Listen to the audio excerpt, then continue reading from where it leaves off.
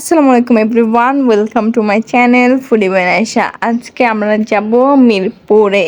So এই জন্য ready হয়ে বের হয়ে গেলাম। পথে আবার দোকান থেকে কিছু স্ন্যাক্স নিয়ে নিলাম, কারণ লম্বা পথ, এই জন্য বাসে উঠে যাতে কিছু খেতে পারি এই জন্য নিয়ে নিছি। তো লেস চিপসটা হচ্ছে আমার কাছে খুবই ভালো লাগে, মানে চিপসের মধ্যে শুধুমাত্র লেস চিপসটাই আমি খাই।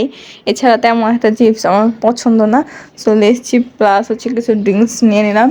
এরপরে সোজা চলে গেলাম হালিমের দোকানে, কারণ আপনারা তো দেখছেনই আগের ব্লগে যে এই হালিমটা আমার কাছে খুবই ভালো লাগে। এই জন্য মিরপুর আসছি, হালিম খাবো না তা কী করে হয়, এই জন্য এই মামার দোকানে চলে আসছি। আসার পরে অর্ডার করি হালিম, সাথে ছিল বোম্বাই মরিচ।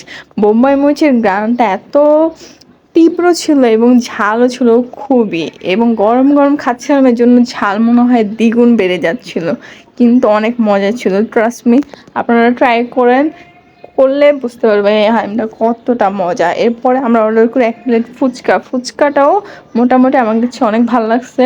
অ্যান্ড ফুচকার টকটা আমার কাছে বেশি ভালো লাগে। আমি হালিম খেলেও টকটা আলাদা করে নিই, আবার ফুচকা খেলেও এক্সট্রা আমি আবার টক নেই। মামা যা চায়, যে চায় সবাইকেই দেয়। তো আমার ফেস দেখে বুঝতে পারতেছেন যে কতটা মজা। আপনারা ট্রাই করতে পারেন, মিরপুর 1-এ যারা থাকেন অবশ্যই ট্রাই করবেন।